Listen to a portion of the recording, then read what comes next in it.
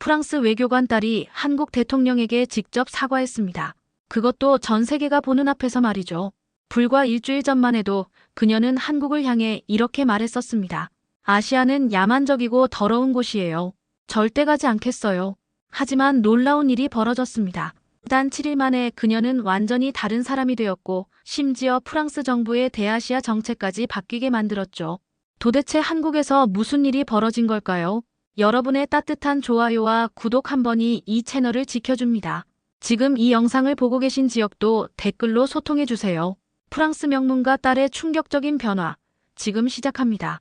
저는 클레망틴입니다. 파리 16구에 살고 있고 아버지는 프랑스 외무부 아시아 담당 국장이죠. 그날 아침 리세 생루이 교실에 들어서자마자 칠판에 적힌 글씨를 보고 저는 얼어버렸습니다. 수학여행 최종 목적지 대한민국 서울. 장난이겠지 싶어 친구 에밀리를 쳐다봤는데 그녀도 똑같이 당황한 표정이었어요. 선생님, 정말 한국인가요? 제가 떨리는 목소리로 물었습니다. 마담 뒤바 선생님이 고개를 끄덕이자 교실이 술렁이기 시작했습니다. 한국이요? 아시아 말이에요. 앙투안이 믿을 수 없다는 듯 중얼거렸죠. 저는 순간 10년 전 기억이 떠올랐습니다. 7살 때 새로 전학 온 베트남계 학생 미미. 그 아이는 저에게 접근하려 했지만 저는 무의식적으로 피했어요. 어머니가 아시아계 사람들은 위생관념이 다르다고 하셨거든요. 하지만 미미는 포기하지 않았습니다. 점심시간마다 제게 다가와 베트남 과자를 나눠주려 했어요. 냄새가 이상하다며 거절했는데 미미는 상처받은 표정을 지었죠. 그런데 며칠 후 반 아이들이 저를 따돌리기 시작했습니다. 미미가 인기 있는 아이였거든요. 클레망틴은 인종차별주의자야. 아이들이 수군거렸고 저는 한 달 동안 혼자 점심을 먹어야 했어요. 그때부터 아시아에 대한 거부감이 생겼습니다. 마담 뒤바 선생님이 설명을 시작했어요. 여러분, 한국은 지금 전 세계가 주목하는 나라입니다. 혁신 지수 세계 1위이고 디지털 경쟁력도 최상위권이죠. 하지만 저는 손을 번쩍 들었습니다. 선생님, 저는 아시아에 가고 싶지 않아요. 교실이 조용해졌어요. 왜 그러니 클레망틴? 선생님이 부드럽게 물으셨지만 저는 이미 감정이 올라와 있었습니다. 아시아는 위생적이지 않아요. 음식도 이상하고 문화도 야만적이라고 생각해요. 특히 한국은 전쟁도 안 끝난 위험한 나라잖아요. 교실 분위기가 싸늘해졌습니다. 클레망틴, 그런 말은 편견이야. 에밀리가 조심스럽게 말했지만 저는 멈출 수 없었어요. 편견이 아니라 사실이에요. 우리 아버지도 아시아 업무 때문에 항상 스트레스 받으시거든요. 중국은 거짓말쟁이고 일본은 과거 반성을 안 하고 한국은 시끄럽기만 하대요. 마담 뒤바 선생님의 표정이 굳었습니다. 클레망틴, 그런 발언은 부적절해. 하지만 저는 더 나아갔어요. 왜요? 사실을 말한 건데요. 케이팝이나 듣고 라면이나 먹는 나라에서 뭘 배운다는 거예요. 그때 교실 뒤에서 웃음소리가 들렸습니다. 줄리앙과 앙투안이 키득거리고 있었어요. 맞아, 클레망틴 말이 맞아. 우리는 문명국 시민인데 왜 후진국에 가야 해? 그날 점심시간 학교 카페테리아는 난리가 났습니다. 클레망틴의 발언이 SNS에 퍼지기 시작한 거예요. 누군가 몰래 촬영한 영상이 인스타그램과 틱톡에 올라갔거든요. 한국은 시끄럽기만 한 나라라는 부분이 특히 화제였어요. 댓글들이 폭발하기 시작했습니다. 맞는 말이네, 아시아는 정말 시끄러워. 하지만 반대 의견도 많았어요. 이게 무슨 인종차별이야. 프랑스 학생 수준이 이래. 저녁에 집에 돌아가니 아버지가 기다리고 계셨습니다. 클레망틴, 무슨 일이니? 외무부에서 연락이 왔어. 아버지의 표정이 심각했어요. 저는 오늘 있었던 일을 설명드렸습니다. 아버지는 한숨을 쉬셨어요. 한국 대사관에서 항해 전화가 왔단다. 내 발언이 외교 문제가 될 수 있어. 하지만 저는 죄송하다는 말을 할 수 없었습니다. 제가 틀린 말을 했나요? 아버지도 평소에 아시아 업무가 복잡하다고 하셨잖아요. 출발을 일주일 앞둔 월요일 아침, 제가 학교에 도착하자마자 친구들이 저를 둘러쌌습니다. 클레망틴, 대박이야. 내가 텔레비전에 나왔어. 에밀리가 흥분해서 말했어요. 무슨 소리야? 저는 어리둥절했습니다. 줄리앙이 핸드폰을 들이밀었어요. BFM TV 아침 뉴스에서 제 이야기를 다루고 있었거든요. 프랑스 명문고 학생의 아시아 혐오 발언이 외교 갈등으로 비화. 앵커가 진지한 표정으로 뉴스를 읽고 있었습니다. 제 교실 영상이 화면에 나오고 있었어요.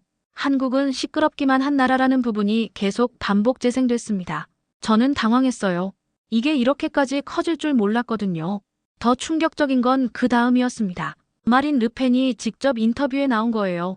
이 학생의 발언은 많은 프랑스인들의 솔직한 심정을 대변합니다. 아시아에 대한 맹목적 환상을 버려야 할 때입니다.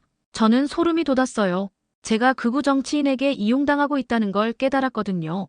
점심시간에 교장실로 불려갔는데 상황이 심각해 보였습니다. 교장 선생님 옆에 외무부 관계자가 앉아 있었어요. 클레망틴 씨 상황이 매우 심각합니다. 한국 정부에서 공식 항의를 해왔고 양국 관계에 영향을 미치고 있어요. 관계자의 목소리가 차갑게 들렸습니다. 저는 변명하려 했어요. 저는 그냥 제 생각을 말한 건데요. 왜 이렇게 문제가 되는 거죠? 하지만 교장 선생님이 고개를 저으셨습니다. 내 아버지 입장도 곤란해졌어. 외무부 아시아 담당 국장의 딸이 이런 발언을 했으니까. 그제야 심각성을 깨달았습니다. 아버지 일에까지 영향을 미치고 있었거든요. 오후에 집으로 돌아가니 아버지가 일찍 퇴근해 계셨어요. 아버지의 표정이 어두웠습니다. 클레망틴, 오늘 정말 힘든 하루였어. 상사들한테 불려가서 해명해야 했어. 저는 죄송하다고 말씀드렸지만 아버지는 한숨만 쉬셨어요. 문제는 이제 시작일 수도 있어. 한국 언론에서도 이 사건을 다루기 시작했거든. 그날 밤 한국 온라인 커뮤니티들이 들끓고 있다는 소식을 들었습니다. 프랑스 학생의 한국 비하 발언이라는 제목으로 제 영상이 번역되어 퍼지고 있었어요. 댓글들은 분노로 가득했습니다. 무식한 서양애가 뭘 알고 짓거리나. 한국이 얼마나 발전했는지 모르는구나. 프랑스나 잘하세요. 저는 무서웠어요. 제가 한 말이 이렇게 많은 사람들에게 상처를 줄 줄 몰랐거든요. 다음 날 화요일엔 더 큰 파장이 일었습니다. 프랑스 내 한국계 단체들이 공식 성명을 발표한 거예요. 프랑스 학생의 무지와 편견을 강력히 규탄하며 공개 사과를 요구한다.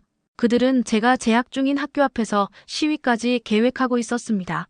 학교 측은 비상이 걸렸어요. 교장 선생님이 전교생을 강당에 모았습니다. 여러분, 최근 일어난 일로 우리 학교가 논란에 휘말렸습니다. 하지만 이런 상황일수록 진정한 교육의 가치를 보여줘야 합니다. 교장 선생님은 한국 여행을 강행하겠다고 발표했어요. 편견을 없애는 가장 좋은 방법은 직접 체험하는 것입니다. 학생들 사이에서 웅성거림이 일었어요. 일부는 저를 지지했지만 많은 학생들이 불편해했어요. 클레망틴 때문에 우리까지 욕먹게 생겼어. 하지만 가장 충격적인 건 한국 대사관에서 보낸 편지였습니다. 프랑스 학생들을 따뜻하게 맞이하겠다는 내용이었어요. 편견과 오해를 이해와 우정으로 바꿔보자는 메시지였죠. 저는 부끄러웠어요. 제가 그렇게 비난한 사람들이 오히려 관대함을 보여주고 있었거든요. 샤를 드골 공항에서 비행기에 탑승할 때까지만 해도 저는 확신에 차 있었습니다. 12시간 후면 제 말이 맞았다는 걸 증명할 수 있을 거라고 생각했어요. 기내에서도 친구들에게 계속 말했습니다. 너희 곧 보게 될 거야. 한국이 얼마나 후진적인지. 에밀리가 걱정스러운 표정으로 말했어요. 클레망틴, 너무 단정적으로 생각하는 거 아니야. 하지만 저는 고개를 저었습니다. 아니야. 내가 맞아. 아시아는 다 거기서 거기야. 앙투안과 줄리앙은 저를 지지했어요. 맞아, 클레망틴. 우리가 왜 문명국을 놔두고 미개한 곳에 가야 해. 승무원이 착륙 30분 전이라고 안내했을 때 저는 핸드폰을 꺼내 프랑스 친구들에게 메시지를 보냈습니다. 곧 한국의 실체를 공개할게. 내 말이 맞았다는 걸 보여줄 거야. 하지만 비행기가 인천공항에 착륙하는 순간부터 모든 게 틀어지기 시작했습니다.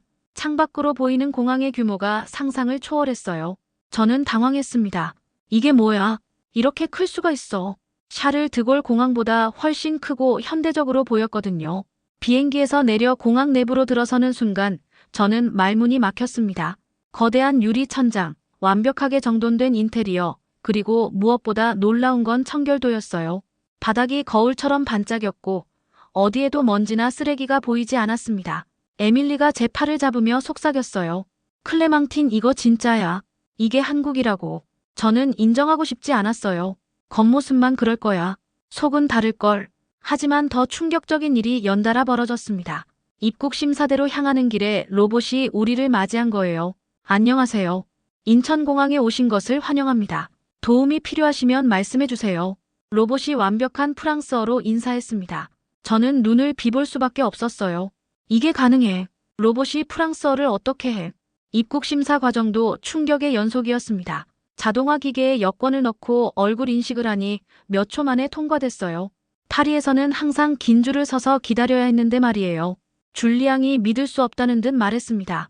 이게 어떻게 이렇게 빨라? 더 놀라운 건 공항 직원들이었어요. 모두 깔끔한 유니폼을 입고 있었고 영어는 물론 간단한 프랑스어까지 할 줄 알았습니다. 저희가 길을 헤맬 때마다 먼저 다가와서 친절하게 안내해줬어요. 그런데 그들의 서비스 수준이 정말 전문적이었습니다. 단순히 친절한 게 아니라 체계적으로 훈련받은 티가 났어요. 수화물을 찾는 곳에서도 놀랐습니다. 컨베이어 벨트가 말끔히 깨끗했고 모든 짐이 정확한 순서로 나왔어요. 파리에서는 가끔 짐을 잃어버려서 며칠씩 기다린 적이 있었는데 여기선 그런 걱정이 전혀 없어 보였습니다. 공항에서 나가는 길에 더 큰 충격이 기다리고 있었습니다. 거대한 아트리움에 한국 전통 문화와 현대 예술이 조화롭게 전시되어 있었어요. 천장에서 쏟아지는 자연광과 함께 정말 아름다운 공간이었습니다. 이게 공항이야 아니면 박물관이야? 앙투안이 입을 벌리고 중얼거렸어요. 저도 할 말을 잃었습니다. 파리의 어떤 박물관보다도 세련되고 현대적이었거든요. 공항 버스를 기다리는 동안 저는 급하게 프랑스 친구들에게 메시지를 보냈습니다. 생각보다 현대적이야. 하지만 아직 확신은 안 서. 더 봐야겠어. 하지만 속마음은 흔들리고 있었어요. 제가 상상했던 것과 너무 달랐거든요. 버스에 탑승하면서 또 놀랐습니다. 버스 내부가 정말 깨끗하고 현대적이었어요. 좌석은 편안했고 에어컨도 완벽하게 작동했습니다. 무엇보다 버스 기사님이 정말 친절했어요. 프랑스 학생들이시군요. 한국 여행 즐겁게 하세요. 한국어로 말씀하시면서도 몸짓으로 환영한다는 뜻을 표현해 주셨어요. 창밖으로 보이는 풍경도 예상과 달랐습니다. 고속도로가 완벽하게 정비되어 있었고 주변 건물들도 현대적이었어요. 도로 표지판, 가로등, 심지어 방음벽까지 모든 게 계획적으로 설계된 것 같았습니다. 다음 날 아침 지하철을 타러 가면서 저는 마지막 희망을 걸었습니다. 대중교통은 분명 후진적일 거야. 파리 지하철도 그렇게 좋지 않은데 아시아가 더 좋을 리 없어. 하지만 지하철역에 들어서는 순간 또다시 충격을 받았습니다. 역사 내부가 마치 쇼핑몰 같았어요. 깨끗하고 밝고 현대적이었습니다. 무엇보다 놀라운 건 지하상가였어요. 지하철역이 거대한 지하도시와 연결되어 있었거든요. 이게 뭐야? 지하에 이런 게 있다고. 앙투안이 놀라며 주변을 둘러봤어요. 상점, 레스토랑, 심지어 은행까지 모든 게 지하에 있었습니다. 파리에서는 상상할 수 없는 규모였어요. 지하철을 기다리는 동안 더욱 놀랐습니다. 승강장 스크린도어에 열차 도착 정보가 실시간으로 표시되고 있었어요. 몇 분 몇 초까지 정확하게 나와 있었습니다. 파리에서는 지연이 일상인데 여기는 어떻게 이렇게 정확하지? 에밀리가 감탄했어요. 지하철이 도착했을 때 저는 할 말을 잃었습니다. 외관부터 파리 지하철과 차원이 달랐어요. 매끄럽고 현대적인 디자인의 내부는 정말 깨끗했습니다. 좌석도 편안하고 에어컨도 완벽하게 작동했어요. 하지만 가장 놀라운 건 승객들의 모습이었습니다. 모두 조용히 자기 일에 집중하고 있었어요. 큰 소리로 통화하는 사람도 음악을 크게 틀어놓는 사람도 없었습니다. 파리 지하철은 항상 시끄럽고 어수선한데 여기는 정말 조용했어요. 그런데 더 충격적인 장면을 목격했습니다. 연분홍색으로 표시된 임산부 전용 좌석이 있었는데 그 자리가 비어 있는데도 아무도 앉지 않는 거예요. 저는 옆에 있던 한국 학생에게 물어봤습니다. 저 자리는 왜 아무도 앉지 않나요? 그 학생이 웃으며 대답했어요. 임산부나 거동 불편한 분들을 위한 자리예요. 비어 있어도 우리는 앉지 않습니다. 정말 놀라웠어요. 법으로 정해진 것도 아니고 누가 감시하는 것도 아닌데 모든 사람이 그 규칙을 지키고 있었거든요. 몇 정거장을 지나서 정말 임산부 한 분이 타셨어요. 그분이 지하철에 오르자마자 여러 사람들이 자연스럽게 일어나서 자리를 양보했습니다. 그 모든 과정이 너무 자연스러웠어요. 아무도 특별한 일을 한다고 생각하지 않는 것 같았습니다. 저는 앙투안에게 말했어요. 이상해. 파리에서는 이런 걸 본 적이 없어. 앙투안도 고개를 끄덕였습니다. 정말 시민의식이 높은 것 같아. 지하철에서 내려 에스컬레이터를 타면서도 놀랐어요. 모든 사람이 오른쪽에 서서 왼쪽을 비워두고 있었거든요. 급한 사람들이 지나갈 수 있도록 배려하는 거였어요. 이런 질서를 파리에서는 찾아보기 어려웠습니다. 지하철역을 나와 거리를 걸으면서 더욱 충격을 받았습니다. 보도블록이 완벽하게 정비되어 있었고 어디에도 쓰레기가 떨어져 있지 않았어요. 가로수들도 말끔히 관리되어 있었고 가로등까지 현대적이었습니다. 편의점에 들어가서 더욱 놀랐어요. 24시간 영업한다는 표시가 붙어 있었거든요. 파리에서는 일요일이면 대부분의 상점이 문을 닫는데 여기는 하루 종일 열어놓는다는 거였어요. 점원에게 물어봤습니다. 정말 24시간 영업하세요? 네, 맞습니다. 365일 24시간 운영해요. 저는 믿을 수 없었어요. 편의점 내부도 충격적이었습니다. 음식, 생활용품, 심지어 의료용품까지 없는 게 없었어요. 더 놀라운 건 ATM 기계, 택배 서비스, 심지어 컴퓨터 사용 서비스까지 있었다는 거였어요. 이게 편의점이야 아니면 백화점이야. 줄리앙이 믿을 수 없다는 듯 말했습니다. 결제할 때도 놀랐어요. 카드를 접촉식으로 대기만 하면 바로 결제가 됐거든요. 파리에서는 아직 PIN 번호를 입력해야 하는 경우가 많은데 여기는 정말 간편했어요. 점원분도 정말 친절했습니다. 한국 여행 어떠세요? 즐거우시죠? 간단한 영어로 말씀해 주셔서 고마웠어요. 카페에 들어가서 더욱 충격을 받았습니다. 와이파이가 무료였고 속도도 정말 빨랐어요. 노트북을 가져온 사람들이 일을 하고 있었고 학생들은 공부를 하고 있었습니다. 24시간 공부할 수 있는 환경이 갖춰져 있었어요. 파리에서는 카페에서 오래 앉아 있으면 눈치를 주는 경우가 많은데 여기는 아무도 신경 쓰지 않았습니다. 셋째 날 아침 북촌 한옥마을로 향했습니다. 저는 이번엔 전통 문화를 보게 될 거라고 생각했어요. 아마 관광용으로 만들어 놓은 가짜 전통일 거야. 진짜 문화는 아닐걸. 하지만 한옥마을에 도착해서 또다시 놀랐습니다. 이곳이 단순한 관광지가 아니라 실제로 사람들이 살고 있는 주거지역이었거든요. 가이드가 설명해 줬어요. 이곳은 실제 거주 공간입니다. 관광객들이 많이 오지만 여전히 생활하는 분들이 계세요. 저는 신기했어요. 수백 년 된 전통 가옥에서 현대인들이 생활한다니 믿어지지 않았거든요. 한옥의 구조를 자세히 보니 정말 과학적이었습니다. 여름에는 시원하고 겨울에는 따뜻하게 설계되어 있었어요. 마루, 온돌, 처마의 각도까지 모든 게 계산되어 있었습니다. 이게 몇백 년 전 기술이라고요. 줄리앙이 믿을 수 없다는 듯 말했어요. 한복 체험을 할 기회가 있었는데 처음엔 어색했지만 입어보니 정말 우아했습니다. 색깔의 조화, 선의 아름다움이 서양 의상과는 완전히 달랐어요. 한복을 입고 한옥 거리를 걸어다니니 정말 특별한 기분이었습니다. 관광객들이 사진을 찍어달라고 부탁하기도 했고 현지 할머니 한 분이 예쁘다고 칭찬해 주시기도 했어요. 언어는 통하지 않았지만 마음은 통했습니다. 그런데 정말 놀라운 일이 벌어졌어요. 에밀리가 핸드폰을 잃어버린 거였거든요. 한옥마을 구경하다가 어디선가 떨어뜨렸나 봅니다. 에밀리는 울음을 터뜨렸어요. 어떻게 찾지? 여기서 폰을 잃어버리면 끝이야. 저도 당황했어요. 파리에서 물건을 잃어버리면 거의 포기해야 하거든요. 하지만 가이드는 침착했습니다. 걱정하지 마세요. 한국에서는 분실물이 거의 다 돌아와요. 저는 의심스러웠어요. 설마 그럴 리가 있나? 하지만 놀랍게도 1시간 후에 연락이 왔습니다. 한옥마을 관리사무소에서 에밀리의 핸드폰을 찾았다는 거였어요. 누군가 주워서 신고했다고 했습니다. 에밀리는 믿을 수 없다는 표정이었어요. 정말 돌려받을 수 있는 거야. 관리사무소로 가니 정말 에밀리 핸드폰이 있었어요. 직원분이 웃으며 말씀하셨습니다. 다행히 금방 찾으셨네요. 주은분이 바로 신고해 주셔서 가능했어요.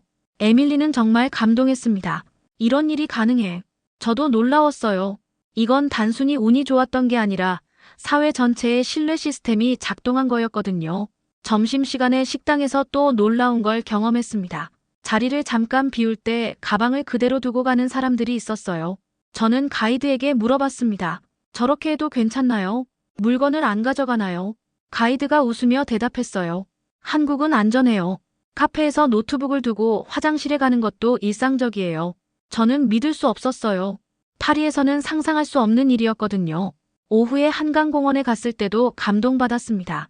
거대한 공원이 완전 무료였고 시설도 정말 잘 되어 있었어요. 자전거 도로, 산책로, 운동시설까지 모든 게 완벽하게 관리되고 있었습니다. 하지만 가장 인상적인 건 시민들의 모습이었어요. 가족 단위로 피크닉을 즐기는 사람들이 많았는데 모두 뒷정리를 깨끗하게 했어요. 쓰레기 하나 남기지 않았습니다. 저는 에밀리에게 말했어요. 이상해. 아무도 감시하지 않는데 모두 규칙을 지키고 있어. 에밀리도 감탄했습니다. 정말 시민의식이 높은 것 같아. 한강공원에서 자전거를 빌려서 탔는데 이것도 신기했어요. 앱으로 간단하게 대여할 수 있었고 곳곳에 반납소가 있었습니다. 자전거도 깨끗하게 관리되어 있었어요. 더 놀라운 건 자전거 도로가 완전히 분리되어 있어서 안전했다는 거였어요. 파리에서는 자전거 타기가 위험한 경우가 많은데 여기는 정말 안전했습니다. 저녁에 명동 거리를 걸으면서 또 놀랐어요. 밤 9시가 넘었는데도 거리가 활기차고 안전해 보였거든요. 여성들이 혼자 다니는 모습도 흔했고 곳곳에 경찰이 순찰하고 있었어요. 파리에서는 밤에 혼자 다니기 위험한 지역이 많은데 여기는 정말 안전해 보였습니다. 화장품 가게에 들어갔을 때 직원의 서비스 수준에도 놀랐어요. 정말 친절하고 전문적이었습니다. 외국인인 저희를 위해 영어로 상세하게 설명해줬고 제품 샘플도 넉넉하게 줬어요. 심지어 간단한 프랑스어를 할 줄 아는 직원도 있었습니다. 넷째 날 서울대학교를 방문하기로 했습니다. 저는 이번만큼은 자신이 있었어요. 아무리 시설이 좋아도 교육 수준은 프랑스가 더 높을 거야. 특히 철학이나 인문학 분야는 유럽이 최고잖아. 하지만 서울대 캠퍼스에 들어서자마자 또 놀랐습니다. 규모도 엄청났지만 시설이 정말 현대적이었어요. 도서관, 연구실, 강의실 모든 게 최첨단으로 갖춰져 있었습니다. 가장 놀라운 건 국제화 수준이었어요. 캠퍼스 곳곳에서 다양한 국적의 학생들을 만날 수 있었고 영어로 진행되는 수업도 많았습니다. 저는 가이드에게 물어봤어요. 외국인 학생이 많네요. 네, 서울대는 아시아에서 가장 국제화된 대학 중 하나예요. 유럽, 미국에서 온 교환학생들도 많고 교수님들도 세계 각국 출신이세요. 저는 의외였어요. 한국 대학이 이렇게 국제적일 거라고 생각하지 못했거든요. 한국 학생들과 토론 시간을 갖기로 했습니다. 처음엔 자신만만했어요. 프랑스 학생으로서 철학과 인문학에 대한 깊은 이해를 보여주고 싶었거든요. 하지만 토론이 시작되자마자 저는 당황했습니다. 한국 학생들의 지식 수준이 상상을 초월했어요. 국제 정치, 경제, 철학 모든 분야에서 저보다 훨씬 깊이 있는 견해를 가지고 있었습니다. 유럽연합의 현재 문제점에 대해 어떻게 생각하세요? 한국 학생 중 한 명이 저에게 물었어요. 저는 당황했습니다. 유럽에 사는 제가 유럽연합에 대해 제대로 답변하지 못했거든요. 오히려 그 한국 학생이 더 정확하고 분석적인 설명을 했어요. 브렉시트 이후 유럽연합의 정치적 결속력이 약화되고 있고 특히 동유럽 국가들과 서유럽 국가들 간의 가치관 차이가 심화되고 있습니다. 경제적으로도 독일 중심의 구조에 대한 불만이 커지고 있죠. 저는 할 말을 잃었어요. 제가 아는 것보다 훨씬 정확하고 상세했거든요. 철학에 대한 토론에서도 충격을 받았습니다. 서양 철학뿐만 아니라 동양 철학까지 아우르는 그들의 지식에 감탄했어요. 공자의 인사상과 칸트의 도덕 철학을 비교해보면 흥미로운 공통점이 있어요. 둘 다 인간의 내재적 선성을 믿었고 실천적 이성의 중요성을 강조했죠. 한 학생의 설명을 들으니 제가 얼마나 편협하게 공부했는지 깨달았어요. 저는 서양 철학만 최고라고 생각했는데 동서양을 아우르는 관점에서 보니 더 풍부한 이해가 가능했습니다. 언어 능력에도 놀랐어요. 영어는 기본이고 중국어, 일본어는 물론 독일어나 스페인어까지 할 줄 아는 학생들이 많았어요. 반면 저는 프랑스어와 영어만 할 줄 알았습니다. 한국에서는 외국어 교육을 어떻게 하나요? 제가 물었어요. 초등학교 때부터 영어는 필수고 중고등학교에서는 제2외국어까지 배워요. 대학에서는 교환학생 프로그램이 활발해서 실제로 해외에서 공부할 기회가 많아요. 그들의 국제적 감각에도 놀랐습니다. 세계 각국의 문화와 정치, 경제 상황을 정말 잘 알고 있었어요. 프랑스 현재 정치 상황은 어떤가요? 마크롱 대통령의 지지율이 계속 하락하고 있다고 들었는데 그 이유가 뭔가요?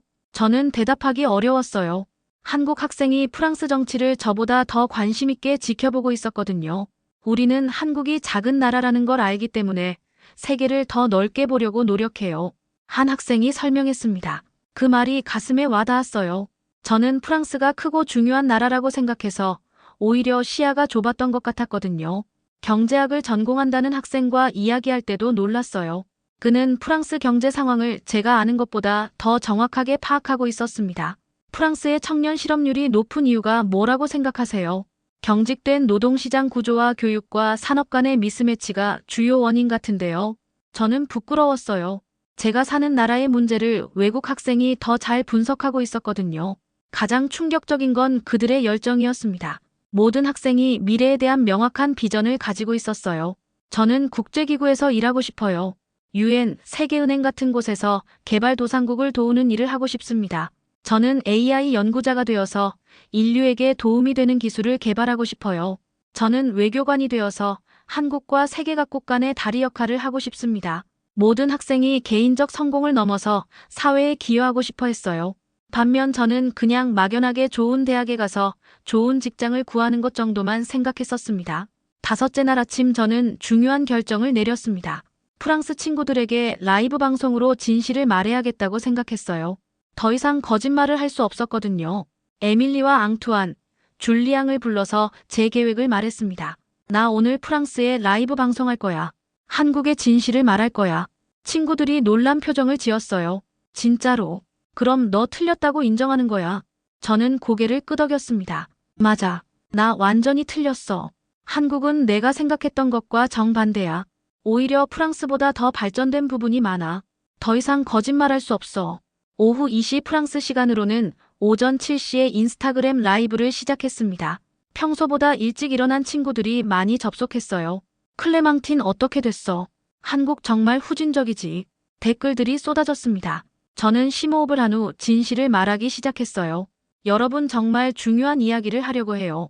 지난 며칠 동안 한국에서 본 것들을 솔직하게 말씀드릴게요.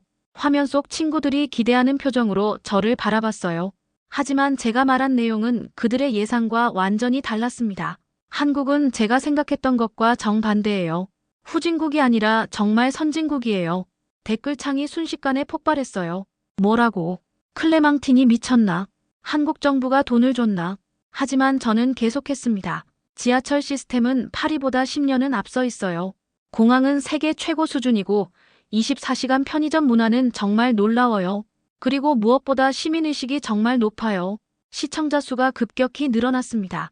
프랑스 친구들뿐만 아니라 다른 사람들도 접속하기 시작했어요. 저는 구체적인 예를 들기 시작했습니다. 에밀리가 핸드폰을 잃어버렸는데 1시간 만에 되찾았어요. 누군가 주워서 신고한 거예요. 파리에서는 상상할 수 없는 일이죠.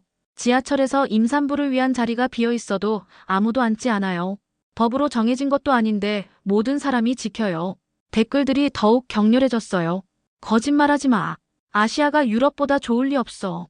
하지만 저는 멈추지 않았습니다. 서울대 학생들과 토론했는데 정말 놀랐어요. 프랑스 정치와 경제를 저보다 더 잘 알고 있었어요. 철학적 사고도 깊었고 미래에 대한 비전도 명확했어요. 그때 댓글 중에 눈에 띄는 게 있었어요. 클레망틴 부모님이 보고 계실 텐데 괜찮아. 저는 잠시 망설였지만 계속했습니다. 부모님께도 사과드려야 해요. 특히 아버지께. 아버지 일에까지 피해를 드렸으니까. 갑자기 댓글창에 아버지 아이디가 보였어요. 클레망틴 괜찮다. 용기 있게 진실을 말해줘서 고맙다. 저는 눈물이 났어요. 아버지가 저를 이해해 주신다는 게 정말 고마웠거든요. 그때 예상치 못한 일이 벌어졌습니다. 한국 네티즌들이 제 방송을 보기 시작한 거예요. 번역해서 실시간으로 댓글을 달기 시작했어요. 용기 있게 진실을 말해줘서 고마워요. 편견을 인정하는 게 쉽지 않았을 텐데. 한국을 제대로 봐줘서 감사해요. 저는 더욱 감동받았어요. 제가 그렇게 비난했던 한국 사람들이 오히려 격려해주고 있었거든요. 방송은 2시간 동안 계속됐습니다. 저는 한국에서 경험한 모든 것을 솔직하게 털어놨어요. 깨끗한 거리, 친절한 사람들, 발달한 기술, 높은 교육 수준까지 모든 걸 설명했습니다. 마지막에 저는 진심으로 사과했어요. 한국 분들께 정말 죄송합니다. 제가 무지해서 상처드리는 말을 했어요. 한국은 정말 멋진 나라예요. 프랑스가 배워야 할 점이 많아요. 방송을 마친 후 반응이 폭발적이었습니다. 프랑스에서는 찬반 의견이 나뉘었지만 한국에서는 대부분 긍정적이었어요. 용기 있는 프랑스 소녀라며 칭찬하는 기사까지 나왔습니다. 그날 저녁 한국 방송국에서 인터뷰 요청이 들어왔어요. 저는 흔쾌히 응했습니다. 더 많은 사람들에게 진실을 말하고 싶었거든요. KBS 뉴스에서 화상 인터뷰를 진행했는데 정말 떨렸어요. 하지만 진심을 담아서 말했습니다. 제가 한국을 오해했던 건 무지 때문이었어요. 실제로 와보니 정말 놀라운 나라였어요. 특히 시민의식과 기술 수준이 인상적이었어요. 인터뷰가 방송된 후 더 큰 반향이 일었습니다. 프랑스 언론들도 이 소식을 다루기 시작했어요. 프랑스 학생의 용기 있는 사과, 편견을 깬 솔직한 고백 같은 제목으로 기사가 나왔습니다. 하지만 가장 의미 있었던 건 아버지의 반응이었어요. 그날 밤 아버지가 전화를 주셨습니다. 클레망틴 정말 자랑스럽다. 용기 있게 진실을 말한 게 대단해. 아버지도 이번 기회에 많이 배웠어. 아버지 일에 피해를 드린 건 아닌가요? 저는 걱정스럽게 물었어요. 아버지가 웃으시며 대답하셨습니다. 오히려 도움이 됐어. 외무부에서도 한국에 대한 인식을 새롭게 하자는 분위기야. 내 덕분에 한국과의 관계가 더 좋아질 것 같아. 마지막 날 아침, 저는 정말 아쉬웠습니다. 한국을 떠나고 싶지 않았어요. 이제 막 진짜 한국을 알기 시작했는데 벌써 떠나야 한다니 말이에요. 호텔에서 짐을 싸면서 친구들과 이야기를 나눴습니다. 정말 많이 배웠어. 에밀리가 말했어요. 나도 완전히 생각이 바뀌었어. 앙투안과 줄리앙도 동의했습니다. 한국 정말 대단한 나라야. 우리가 너무 무지했어. 공항으로 가는 길에 가이드가 특별한 소식을 전해줬어요. 클레망틴 씨 인터뷰가 정말 화제가 되고 있어요. 프랑스 대사가 직접 만나고 싶다고 하시네요. 저는 놀랐어요. 대사님이 저를 만나시겠다고요. 인천공항에서 프랑스 대사를 만났습니다. 생각보다 젊고 친근한 분이셨어요. 클레망틴 양 정말 용기 있는 일을 했네요. 양국 관계에 새로운 전환점이 될 것 같아요. 대사님의 말씀에 저는 부끄러웠어요. 저는 실수를 한 건데 이렇게 좋게 봐주시니까요. 실수가 아니에요. 솔직함이었죠. 그리고 그 솔직함이 더 큰 이해로 이어졌어요. 대사님이 계속 말씀하셨습니다. 이번 일을 계기로 프랑스와 한국 간 청소년 교류를 대폭 늘리기로 했어요. 매년 100명씩 교환학생을 보내기로 했거든요. 저는 정말 놀랐어요. 제 경험이 이런 큰 변화를 가져올 줄 몰랐거든요. 그리고 더 놀라운 소식이 있었습니다. 클레망틴 양이 원한다면 내년에 한국 대학에서 교환학생으로 공부할 수 있어요. 서울대에서 특별히 장학금까지 제공하겠다고 했어요. 저는 눈물이 날 것 같았어요. 제가 그렇게 비난했던 한국에서 이런 기회를 주다니 믿어지지 않았거든요. 물론이에요. 꼭 오고 싶어요. 한국어도 열심히 공부할게요. 대사님이 웃으시며 말씀하셨습니다. 좋은 선택이에요. 한국에서 많이 배우시길 바라요. 비행기 탑승 직전 한국 교육부 관계자가 찾아왔어요. 클레망틴 양께 전달할 메시지가 있어요. 교육부 장관님께서 직접 쓰신 편지예요. 편지를 읽어보니 정말 감동적이었습니다. 편견을 인정하고 진실을 말해준 용기에 감사드립니다. 한국과 프랑스의 젊은이들이 서로를 이해하는 계기가 되었어요. 언제든 한국에 오세요. 따뜻하게 맞아드리겠습니다. 저는 정말 벅찼어요. 제가 저지른 실수가 이렇게 아름다운 결과로 이어질 줄 누가 알았겠어요. 비행기에서 창밖을 바라보며 서울을 마지막으로 봤습니다. 일주일 전 처음 봤을 때와는 완전히 다른 감정이었어요. 그때는 의심과 편견으로 가득했는데 지금은 사랑과 존경으로 가득했거든요. 에밀리가 제게 말했어요. 클레망틴, 내가 정말 용기 있었어. 솔직하게 인정하는 게 쉽지 않았을 텐데. 저는 고개를 저었습니다. 용기가 아니라 부끄러움이었어. 너무 무지했던 내 자신이 부끄러웠어. 12시간 비행 동안 저는 계속 생각했습니다. 한국에서 배운 것들이 제 인생을 어떻게 바꿀지 말이에요. 단순히 한 나라에 대한 인식이 바뀐 게 아니라 세계를 보는 시각 자체가 완전히 달라졌거든요. 파리에 도착하니 공항에 기자들이 기다리고 있었어요. 클레망틴 양, 한국 여행 어떠셨나요? 진짜 마음이 바뀌신 건가요? 저는 당당하게 대답했습니다. 네, 완전히 바뀌었어요. 한국은 정말 놀라운 나라예요. 프랑스가 배워야 할 점이 정말 많아요. 특히 시민의식과 기술력은 세계 최고 수준이에요. 집에 도착해서 부모님과 긴 대화를 나눴습니다. 아버지도 이번 일로 한국에 대한 생각이 많이 바뀌셨다고 하셨어요. 외무부에서도 대아시아 정책을 재검토하기로 했대요. 특히 한국과의 협력을 강화하는 방향으로요. 어머니도 정말 자랑스럽다고 하셨어요.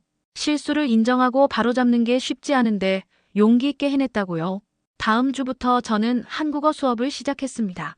정말 어려웠지만 재미있었어요. 한국 문화와 역사도 열심히 공부했습니다. 그리고 서울대 교환학생 프로그램 준비도 시작했어요. 한 달 후 놀라운 소식이 전해졌습니다. 프랑스 정부가 한국과 디지털 혁신 협력 협정을 체결한다고 발표한 것입니다. 제 경험이 계기가 되어 양국 간 협력이 새로운 단계로 접어든 거였어요.